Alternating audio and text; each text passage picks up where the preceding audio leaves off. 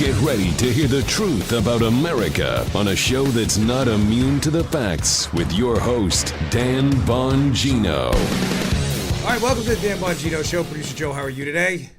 Well, Dano, I'm doing great. I'm doing great, babe. Vindication Day again. What did I tell you, months ago as we wrote Spygate #1 and just a couple weeks ago, what was going to blow soon?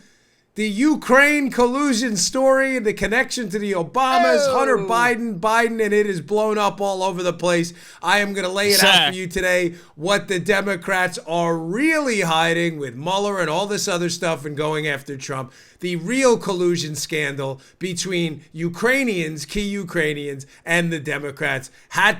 Big hat tip to John Solomon last night for breaking a story. And I don't mean this to sound in any way pretentious, but we had known about, and we were just, that's why I warned you a couple weeks ago. So good job for John Solomon. I told you Solomon knows everything.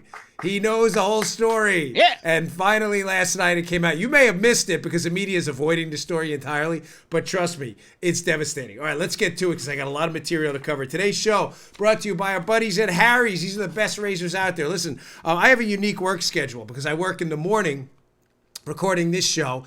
Then I work in the afternoon, then I get a break and I work again at night. I can't afford to shave 3-4 times a day. I only want to shave once. That's why I love Harry's, because it's the closest shave out there, and it is unquestionably the closest shave for the money. A lot of these companies overcharge you. You know, they put on the flexi balls and all this fancy stuff. Not Harry's. Listen, join the 10 million who've tried Harry's. Claim your trial offer today by going to harrys.com/Bongino. Harry's founders were tired of paying for all these gimmicks on their razors, right? You know what I'm talking about, Joe. Spaceships, handles, flexi balls, vibrating heads. You know what I'm talking about. Meanwhile, they triple, quadruple their prices for all that crap that doesn't work. Harry's has fixed that. Yeah. They made a simple, clean design with quality, durable blades at an incredibly fair price. Harry's bought a world-class blade factory in Germany. It's been making quality blades for over 95 years. They've received over 20,000 five-star reviews on Trustpilot and Google. They've earned it.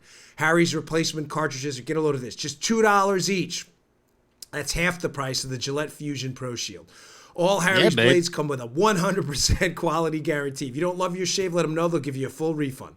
Get a $13 value trial set that comes with everything you need for a close, comfortable shave. See that? Weighted ergonomic handle, 5-blade razor with a lubricating strip and trimmer blade, rich lathering shave gel, a travel blade cover, and listeners of my show can redeem their trial set at harrys.com/Bongino.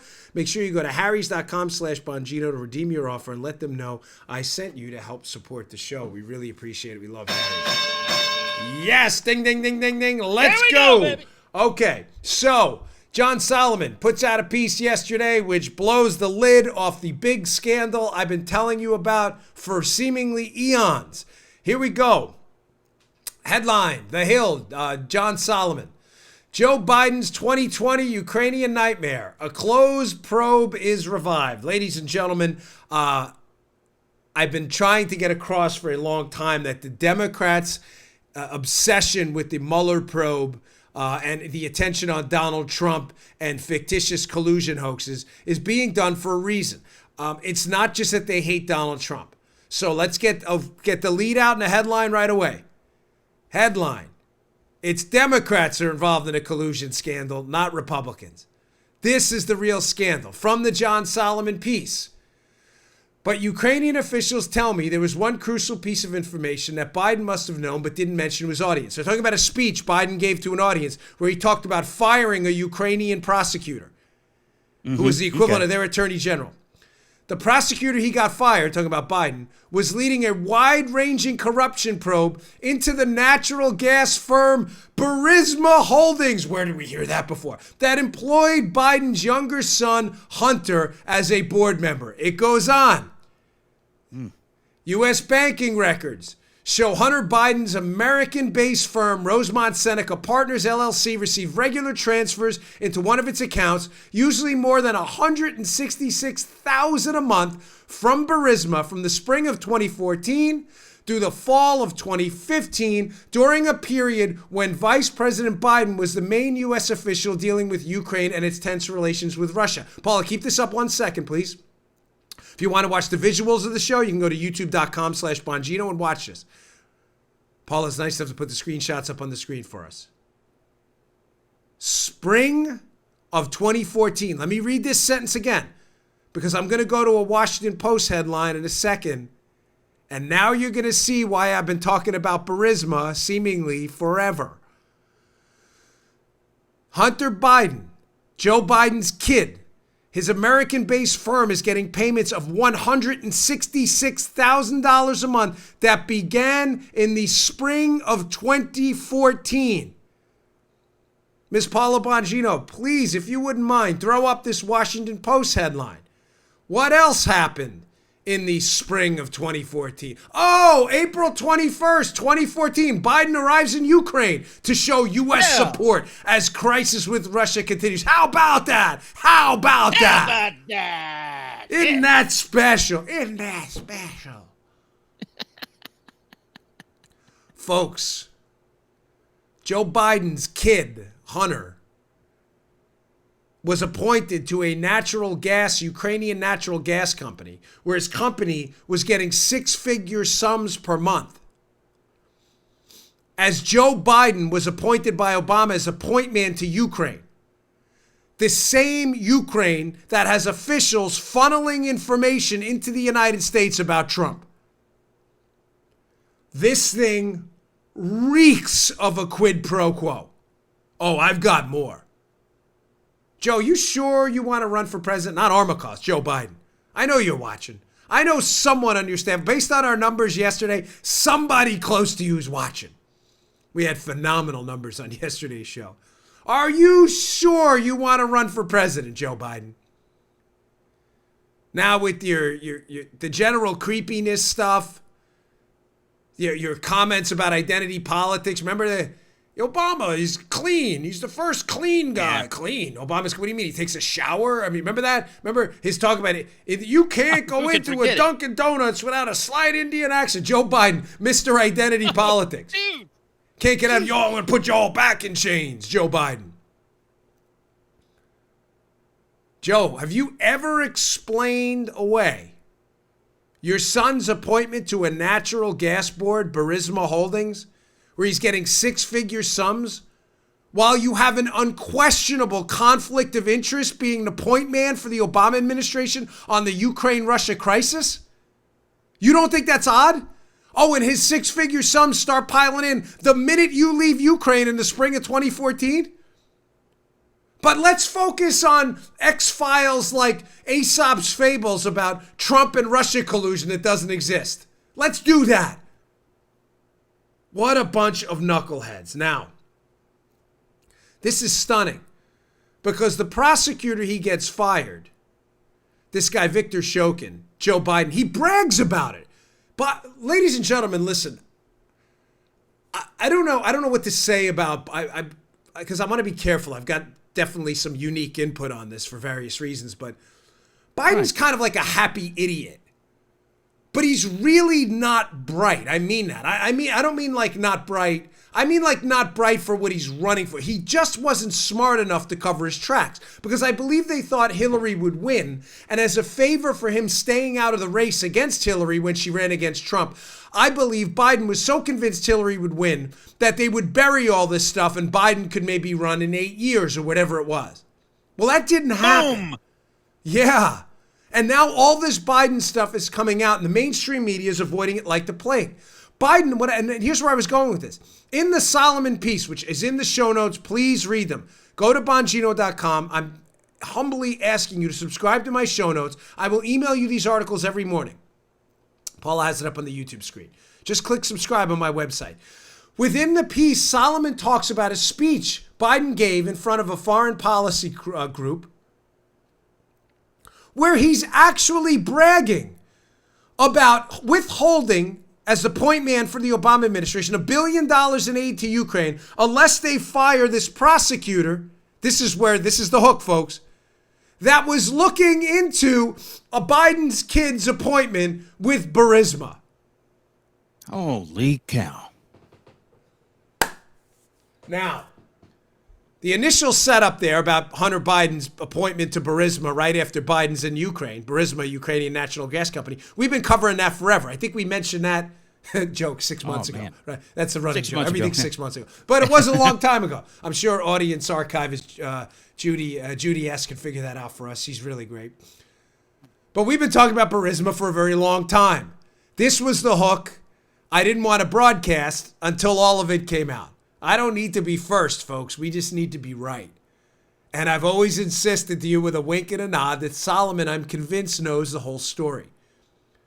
So let's walk through what we have so far. Biden in the spring of 2014, confirmed visits to Ukraine. Confirmed. Washington Post confirmed. He was there. And that happened. Confirmed. His son, the spring of 2014, after the visit, starts receiving, through his firm, Rosemont Seneca, 6-figure payments from a Ukrainian natural gas firm. Confirmed. Biden, confirmed, gives a speech on tape later on, after he leaves office, about how he got a prosecutor, effectively their attorney general in Ukraine, how he got him fired. Confirmed. His own words. It's now alleged in the Solomon piece, and this has put meat on this bone right here, that same prosecutor was looking into corruption and was looking into Biden, Hunter Biden, and payments by this natural gas company, Burisma. Ladies and gentlemen, this is an explosive story. And unlike the Russian collusion hoax, the tidbits and pieces of this story are not anonymously sourced. This stuff actually happened. Now, let's go on because this gets better. Burisma, this is where it gets, just to show you the network of corruption, ladies and gentlemen, how all these people know each other, all these people contribute to each other's well-being with pats on the back, scratches of the head. They all know each other. Burisma Holdings, the company Joe Biden's kid is appointed to, that Joe Biden gets an attorney general fired for looking into the appointment in Ukraine, equivalent of their attorney general. Burisma Holdings, right after the election, partners up with the Atlantic Council. This is fascinating. January 19th of 2017. The largest private gas producer in Ukraine forges a relationship with the new U.S. administration. The Atlantic Council of the United States and Burisma Group, the largest producer of independent natural gas in Ukraine, have signed a cooperation agreement. Atlantic Council will develop transatlantic programs with Burisma's support. This is fascinating, ladies and gentlemen, because who funds the Atlantic Council? Let me just be clear where I'm going with this. This sounds a whole lot to me like somebody's trying to make amends with a new administration, Joe, the Trump administration, that they didn't think was going to be the new administration. We hired Hunter Biden, thinking what? Hillary Clinton was going to be president? Now let's partner up with the Atlantic Council afterwards, start to develop relationships with this new administration. Who funds the Atlantic Council? This is fascinating. Who is one of the larger funders to the Atlantic Council? It's a guy named Victor Pinchuk. And again, unlike Rachel Maddow and her conspiracy theories, we'll actually put up evidence and show you their own press releases. Here's a release from Victor Pinchuk's own shop, the Victor Pinchuk Foundation. Paula highlighted for us up on the screen. The Victor Pinchuk Foundation supports the Atlantic Council's Ukraine and Europe initiative. Oh, wow. Isn't that great?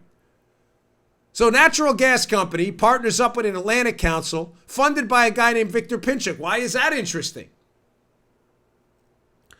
Because who else is Victor Pinchuk a mega donor to?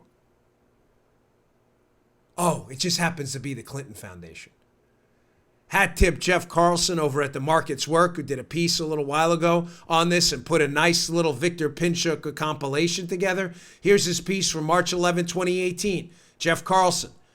Victor Pinchuk, the Clintons, and endless connections. Here are a couple pieces from that, a couple tidbits from that piece by Jeff Carlson that should fascinate you. Number one, although exact numbers are not clear, reports filed by the Clinton Foundation indicate that as much as $25 million of Pinchuk's charitable donations went to the Clinton organization.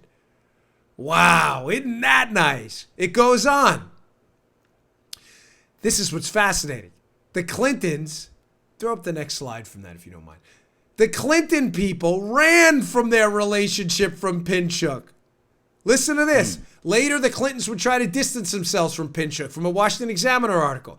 Emails made public Tuesday show a Ukrainian businessman and major Clinton Foundation donor was invited to Hillary Clinton's home during the final year of her diplomatic tenure. Gee, I wonder what they were talking about. Despite her spokesman's insistence in 2014 that the donor never crossed paths with Hillary. Amid scrutiny of Clinton's ties to Pinchuk in 2014, the Democratic nominee spokesman Nick Morrell said Pinchuk had never met with Clinton during that time. He told the New York Times that from January 2009 to February 1st, 2013, the Ukrainian businessman was never on her schedule, despite emails showing he was at her house and donated $25 million to the Clinton Foundation. Oh, show me the Pinchuk.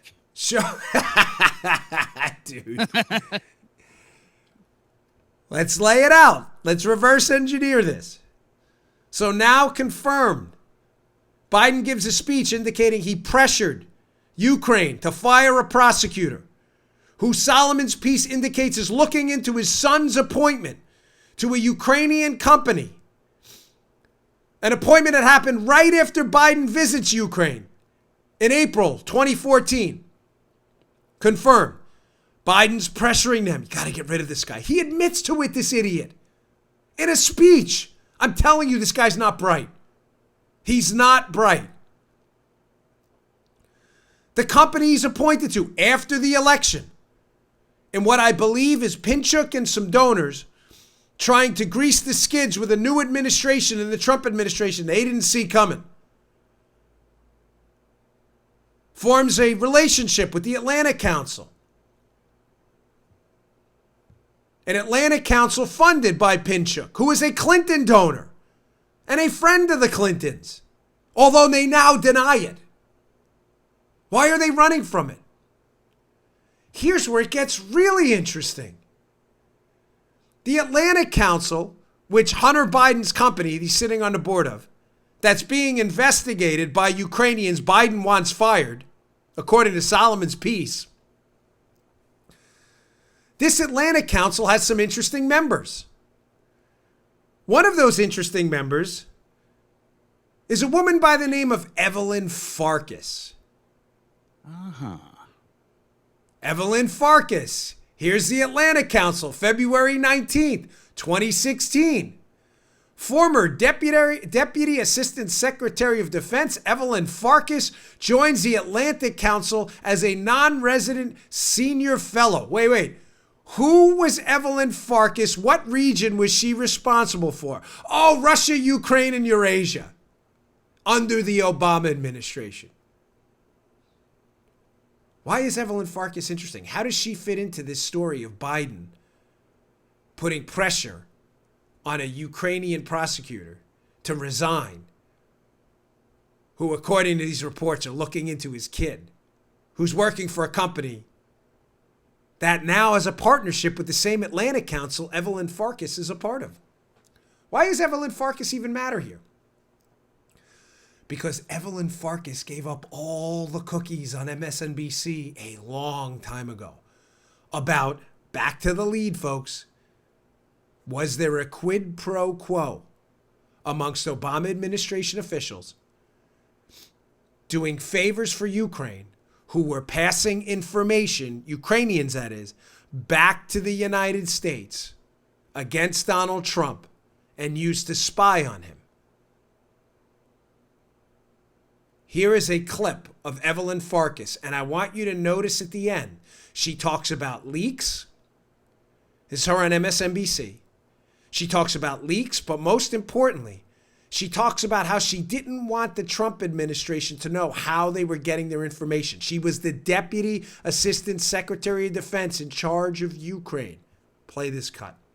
Well, I was urging my former colleagues and frankly speaking, the people on the Hill.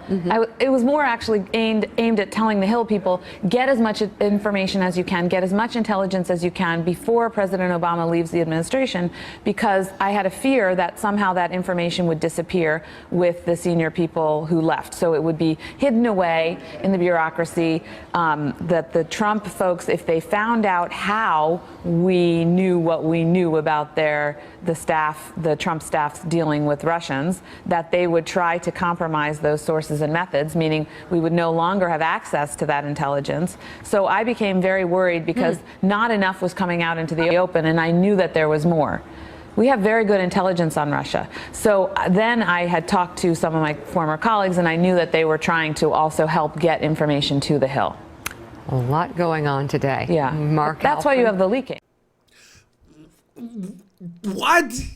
Her former colleagues. So she's at the Atlanta Council talking to former colleagues in the State Department, the Defense Department, responsible for Ukraine. She's talking to former colleagues, and then she's telling us that's how she's getting the information? And they're leaking it to the media? Do you realize that, by the way, is an iconic, for all the wrong reasons, media appearance that we've played on this show no less than probably 5-10 times. Because Farkas gives up everything. The Ukrainians were giving us information on Trump, and that they were leaking it to the media and giving it up to the Hill. And she talks about people on the Trump staff. What was the information? This is all laid out in my book, Spygate, all of it. There's like 2 or 3 chapters on this. Key Ukrainian officials were working with the DNC's Alexandra Chalupa. She worked at the Democrat National Committee. All right. Ukrainians are giving her information on Manafort, who is a lobbyist in the country.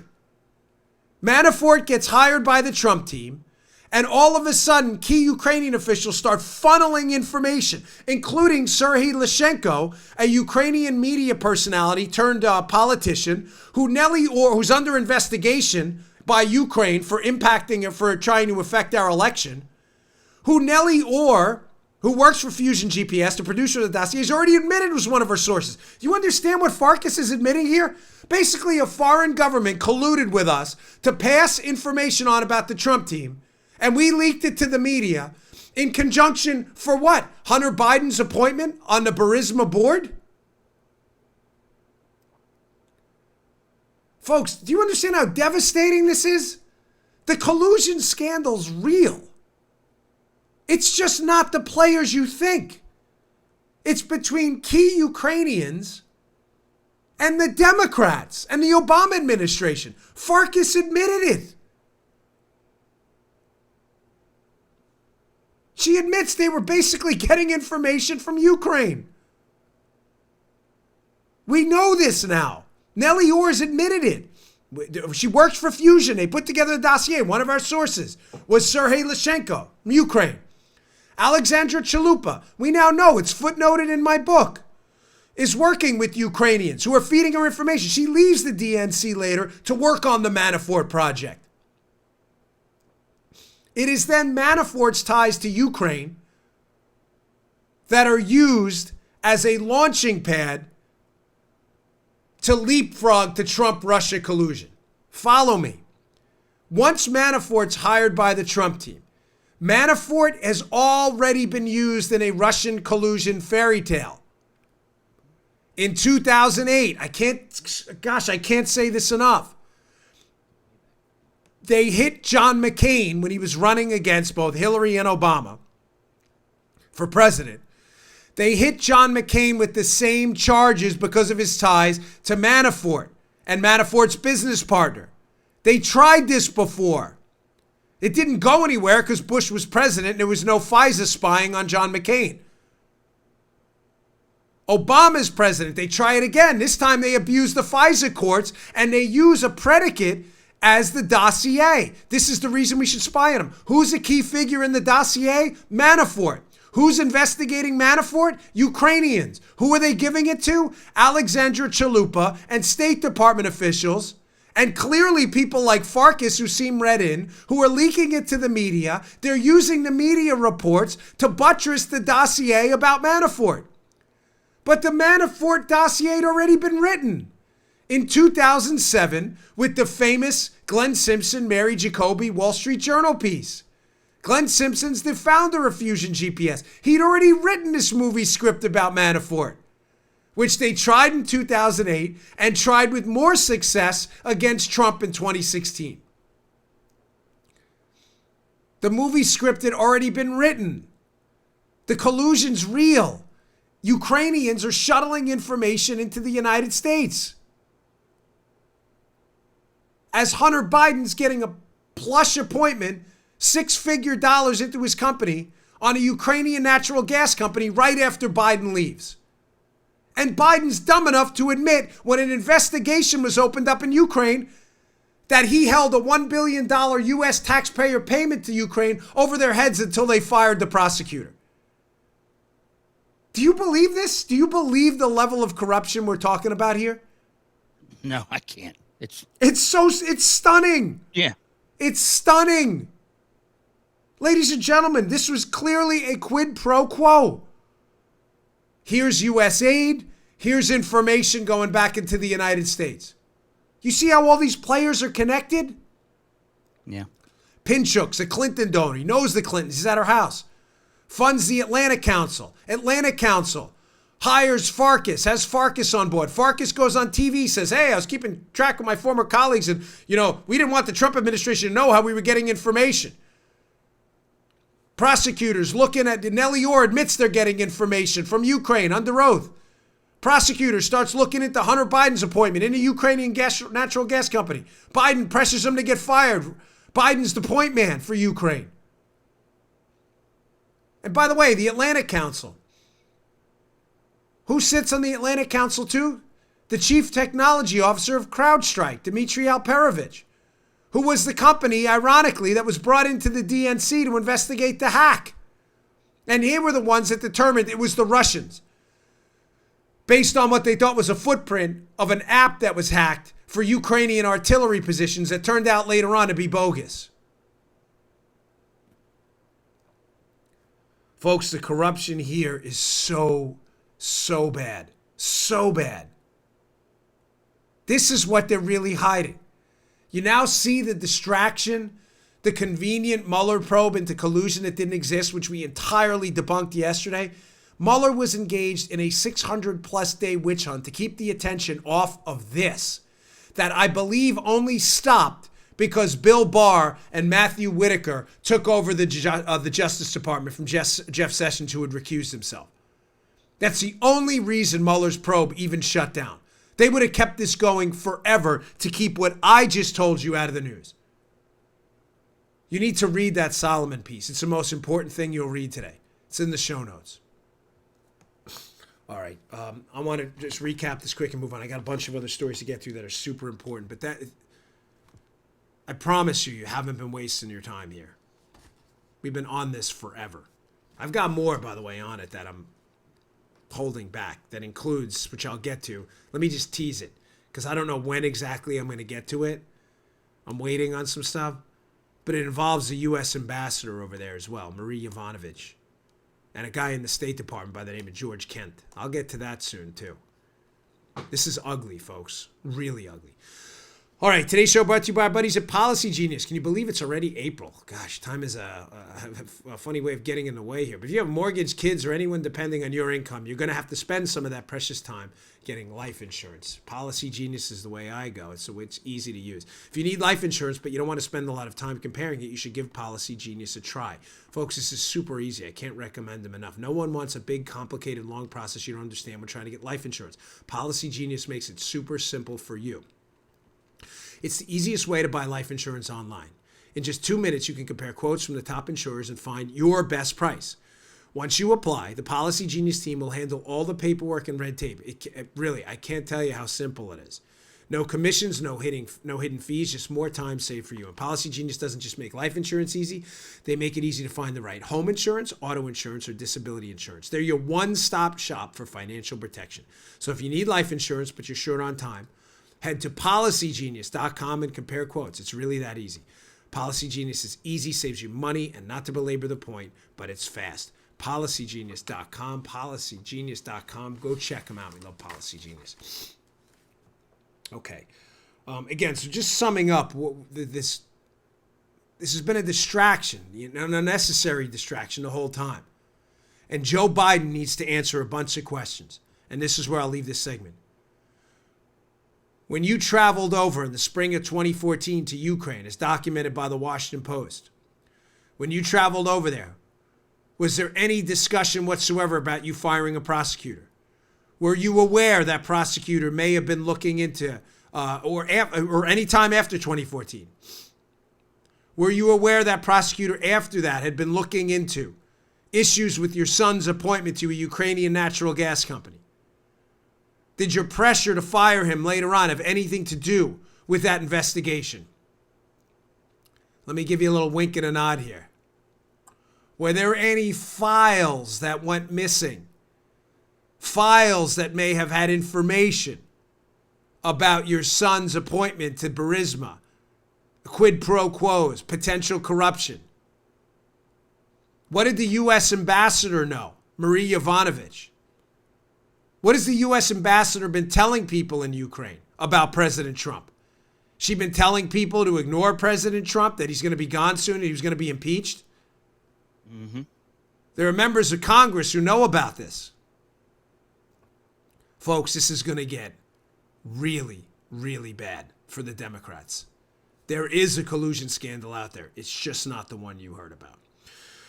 All right, moving on. I got a lot of news yesterday and today's been busy. And by the way, I want to thank you all out there on a very serious note who sent me emails, Facebook messages, tweets, DMs, you name it.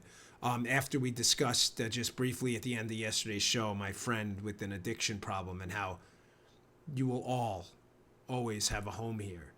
You know, chemical dependency is a nightmare. And I just wanted you all to know yesterday that I'm here for you. People care about you, and God can save you, and I appreciate that. And your messages to me and Paula on email we responded to as many as we could. I'm telling you, though, we read them all, and they are really touching. Thank you for sharing your story, and I meant exactly what I said. You will always have a home here. It's been in my family, and I love you. God loves you, man. Hang in there. You can beat this.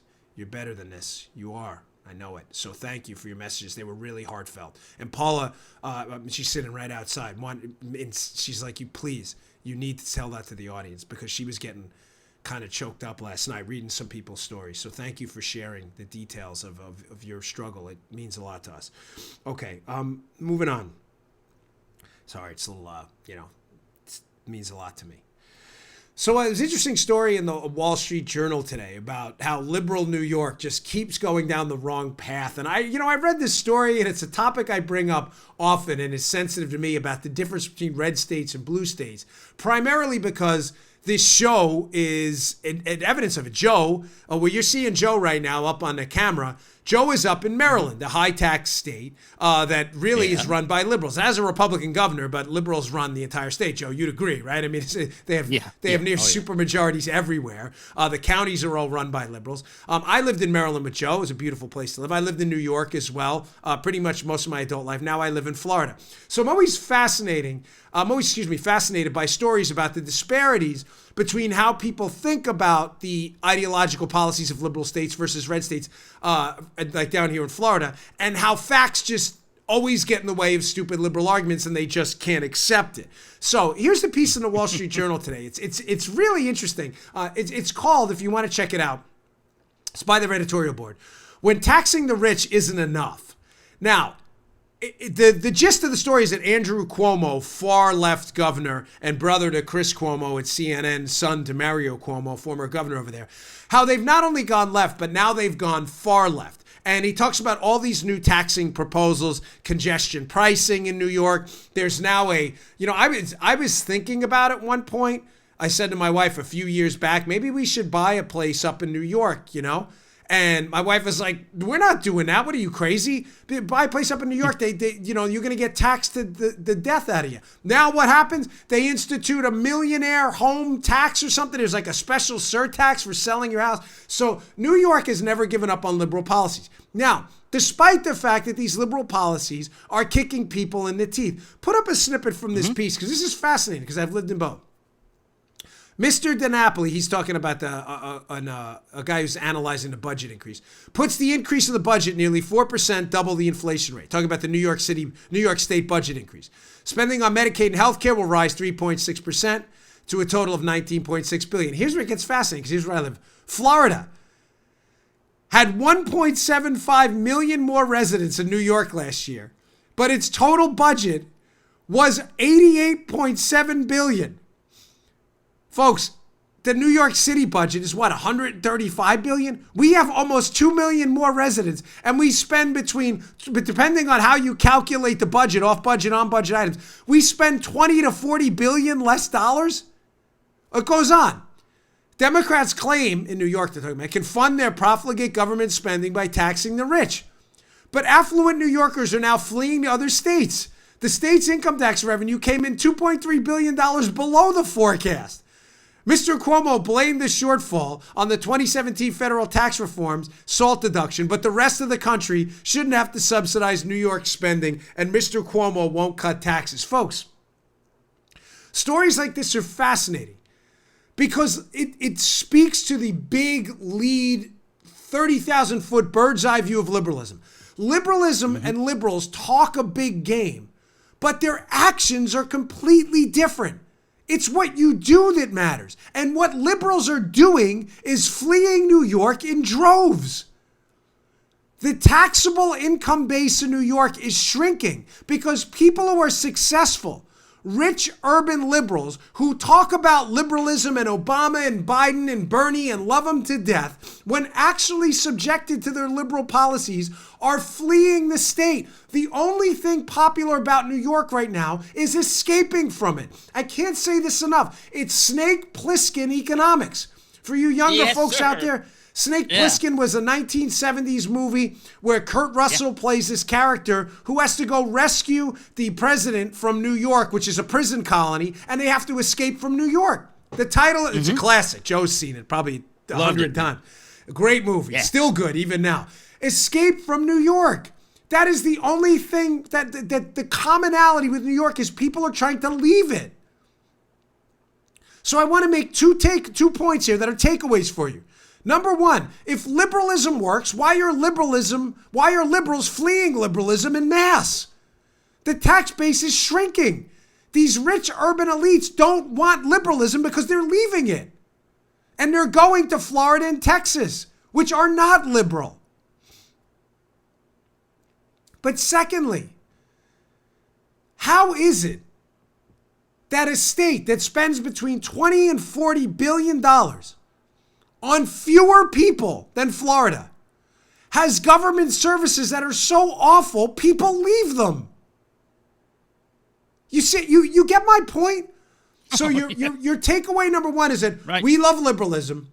If you're a liberal, that is. We love high taxes, big government spending, and far left policies. Well, you're wrong on that because you're leaving. But your second point is that high taxes are good, government spending is good, because it leads to more efficient services than if these were provided by the free market. Well, that's not true either.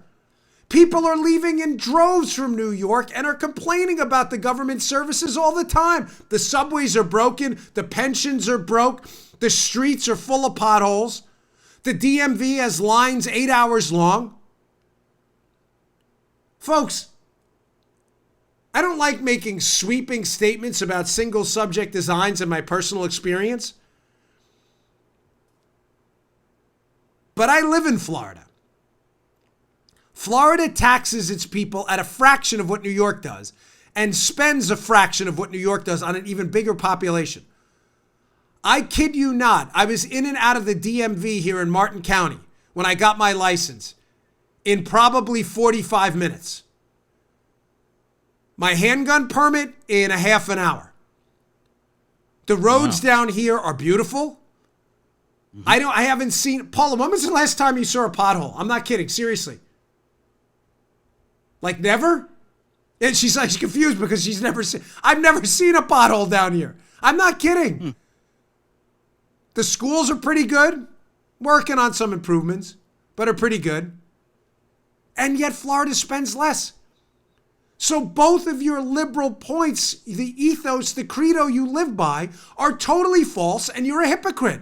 We love liberalism, it's great. Then why are you leaving? Secondly, government services are great as long as you tax people more. No, you're leaving to avoid the taxes, and your government services stink because people don't even like the government services enough to stay behind and take advantage of them, even though they already paid for them. What a scam. You are getting worked, totally worked over in New York, Maryland, and elsewhere. I'm telling you, you come to Florida, and listen, we have our problems down here. It's not utopia. I don't want to be dramatic. Florida has issues, so does Texas and other places as well. But for the amount of money you're paying in New York for a service, government, that you can't get away from quick enough, as evidenced by the numbers, people can't leave there quick enough. What you're getting clearly doesn't make you happy enough to even stay behind. And then you come to Florida and vote for that crap down here. It's incredible. The do matters. Actions matter. You know, before I get to the Captain America, Chris Evans story, Paul, I just want to quickly, Joe brought this up last week or the week before or 6 months ago. You brought up, Joe, we were chatting, and I know you always, you like this. And there's a difference between implicit and explicit knowledge. There's also a difference between the do and the talk, right? And, you know, I know this may seem like an awkward segue, but it's important for me to get this out there. This is the difference between liberals and conservatives, right? It's not just that they talk a big game. They don't do it. And in doing, there's knowledge in doing. You know, the example I always give is, you know, Michael Jordan, in my opinion, is the greatest basketball player of all time. But Michael Jordan was gifted. I mean, phenomenally gifted. He's a phenomenal businessman, too. He was a very charitable guy. He lives not far from me down here in, I believe, in Jupiter Island. I think he has a home down here. But sometimes the Michael Jordans of the world don't make great coaches because they've never had a struggle in learning a skill like someone less talented would be. It's not a knock on Jordan. Please don't take that the wrong way. Jordan was an incredibly hard worker. But there's no question that Jordan had natural skills Joe and I don't have. I think it goes without saying. For Joe to be 1/1,000,000th of what Jordan was, Joe would have to dedicate his entire life to basketball. And in doing that, Joe would learn little tricks of the trade that a guy like Jordan may not.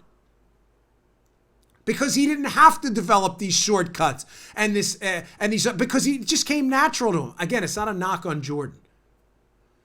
But doing matters.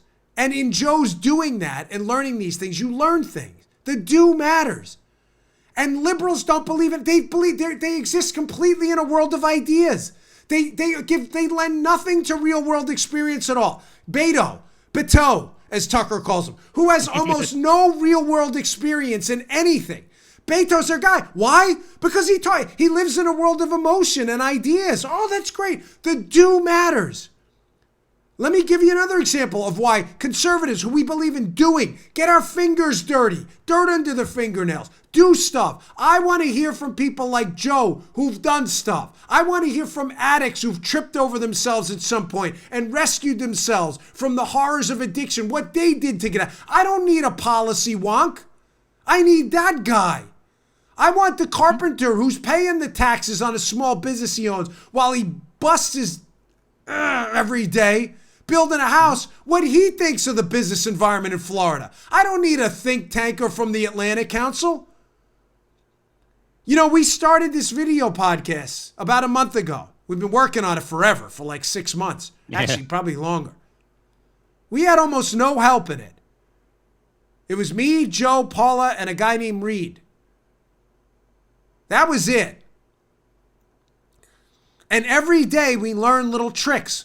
As you can tell, Paula's been doing this and figuring out new ways to get the graphics up, but we've been doing stuff. And the do matters. You know what I learned? Want me to show you a little trick we learned? By doing, not talking like liberals. You see this, folks? That's a microphone. That's a lav mic. You know what it's connected to? I'm going to show you. A picture frame of me and my wife. All right. You're like, wow, Dan, for an operation that's now the second biggest conservative podcast in the country, you attach a lav mic to a picture of your wife and you? You know why I do that? Because it works. Because when I connected it to my collar, we found out during the show that the lav mic would fall inside the collar. Remember, Joe? And we sounded like Charlie Brown's teacher. You know what else we just figured out today? That my wife, who's a perfectionist, and I love her for it, said, she says, you got to take off that white shirt. I usually never wear white on the show. Why? Because if you look on the screen right now, it looks like there's something coming out of my left ear. That's a shadow from a white shirt. And I said to Paula, no, I'm not taking it off because I want to incorporate this into the show because we do stuff, and now I learned not to do this again. Liberals just talk. We worked. We built this. Me, Joe, Paula, we built this. And we learned little tricks to give you a good product. Liberals write books about podcasts and videocasts. We do it. We're conservatives. We pick up the mop and mop the floors. We don't write books about it. We're the ones who built the houses. We didn't write books about the geometry of the house. We don't need the Atlanta Council. I was a cop on the street. I actually saw what liberalism does to decimate communities. I don't need a lecture about it. Be proud of yourself. Being part of the do side, not the talk side. Speaking of the talk side, thank you. Chris Evans, Captain America, Captain BS. Now, I have no tolerance for this guy at all anymore. He does a lot of charity work, and as separately, I applaud him for that, and I mean that. But this guy is clueless. He's a Hollywood actor. He plays Captain America. And there's a story up in Legal Insurrection, which is interesting. I'll put up in the show notes that Captain America is now he's done doing Captain America. The story's called Captain America star Chris Evans discusses starting a liberal political website. The website is going to be for, quote, empathetic citizens. Here we go, Joe. What? Chris Evans, of all people, telling us about empathy, framing the argument again in terms of if you're on his side of politics, and again, I mean it, I applaud his charity work. It's very nice what he does for kids and stuff like that. But on the politics side, notice what he's doing here. If you're not a liberal, he's framing this in terms of morals, Joe, that it's not just that Chris Evans and I and other conservatives listening to the show have disagreements about how to get to a more prosperous tomorrow. If you disagree with him, you're not an empathetic citizen. His website, this is, by the way, a brilliant move on his part. Troubling, ridiculous, absurd, and offensive, but it is a brilliant tactical move. The Democrats are notorious for this, getting out of the world of the do and into the world of ideas and hapless chatter and moral framing. I'm going to start a website for empathetic citizens. As if, Joe, you and I, because we're conservatives, don't care about the environment, don't care about children, don't care about... These are nonsense talking points. They're diversions. They're diversions, and it's framing the argument not in terms of ideas about how to get to a better tomorrow, but in terms of who's morally superior and who's not. With all due respect to his charity work, I'm not interested at all in a lecture by a wealthy Hollywood actor about how his sense of empathy is the only sense of empathy that matters. You know what empathy is? Allowing families to spend the money they earn on their own families. Empathy is allowing kids to go to the school of their own choice. Empathy is not subjecting citizens of a country to a healthcare bureaucrat who rations their healthcare to death. That's empathy. Give me this crap about empathetic citizens. Get in the world of the do, Chris. Go work out with some carpenters and some former addicts and stuff and talk to them who've now become conservatives and Trump supporters. Maybe you'll see the other side, what real empathy looks like. Tired of these lectures, man. They're sickening.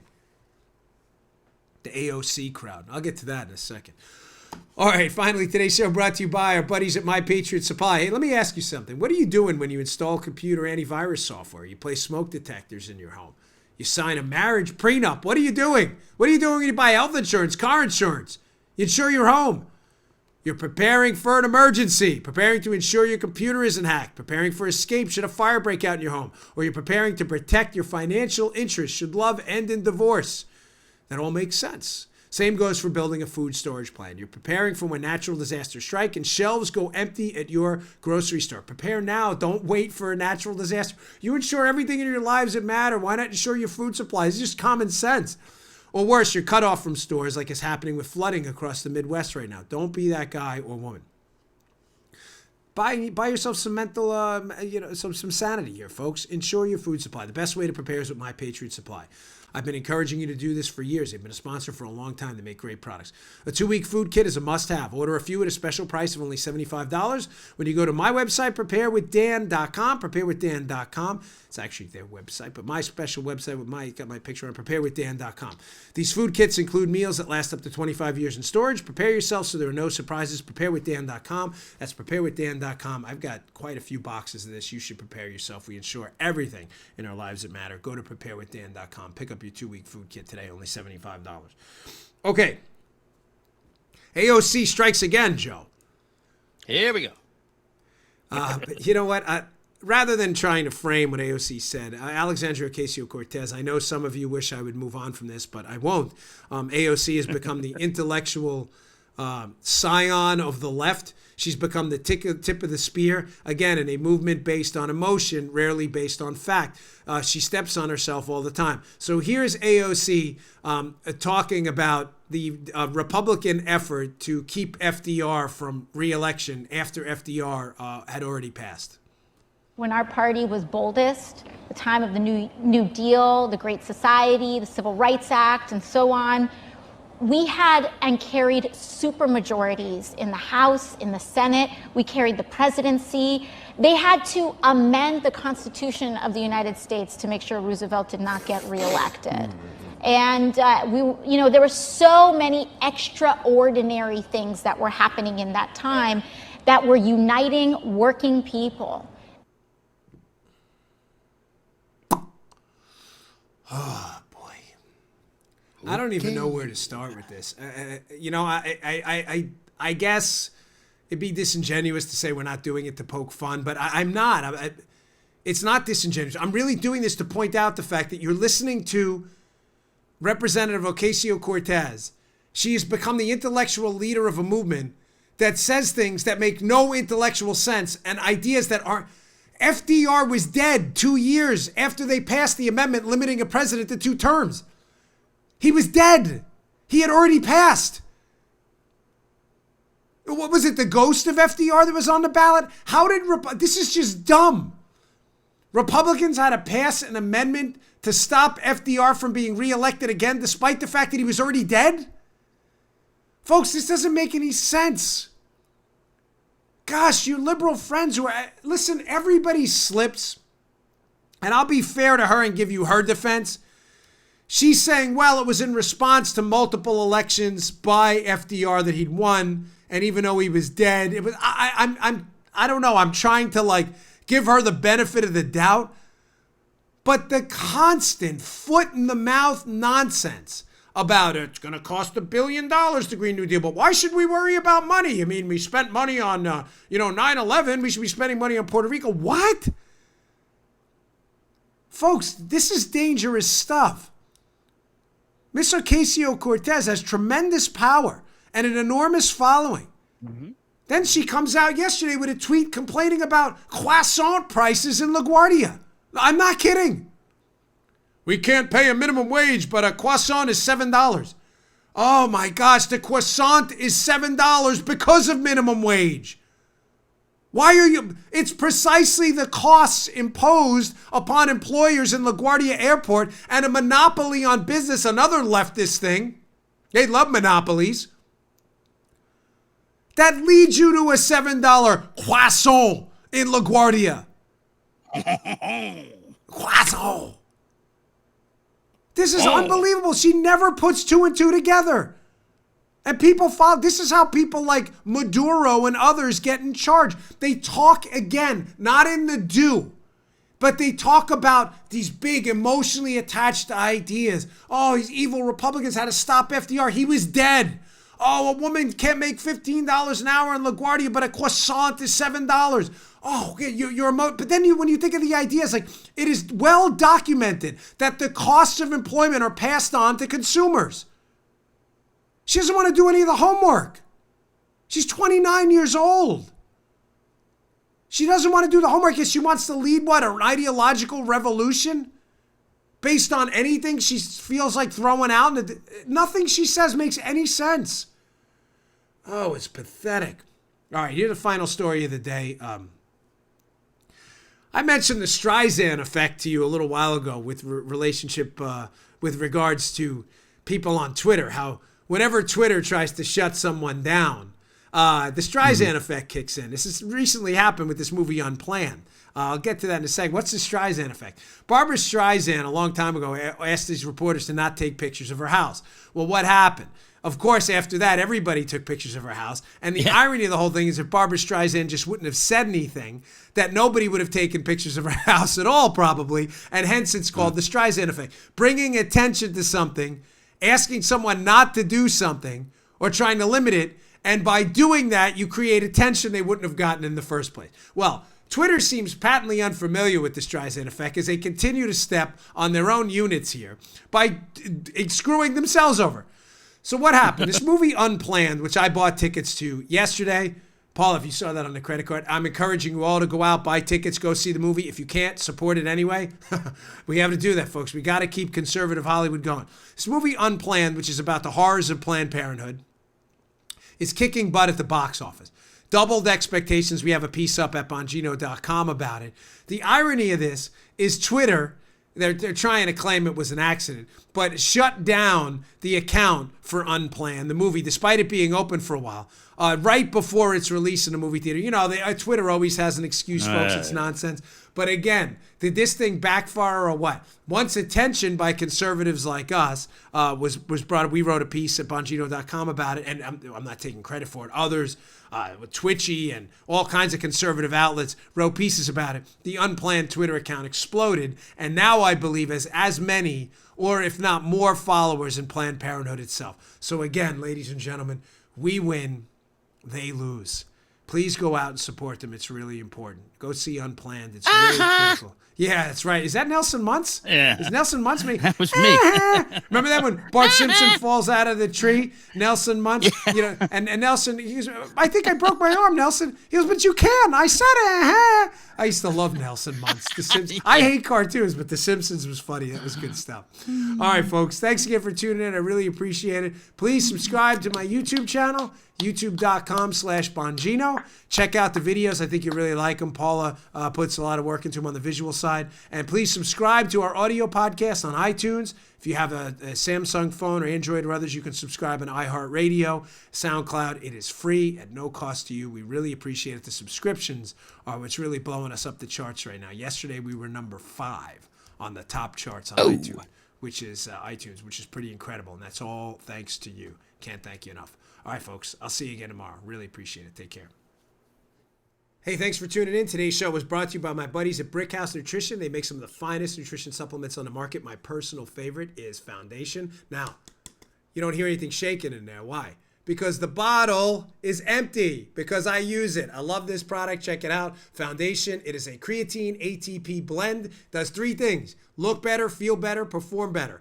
Go give it a shot. Go to brickhousenutrition.com/Dan. Try out this creatine ATP blend and take the mirror test. If you don't believe me, take the mirror test. Before you try Foundation, right? Go check it out.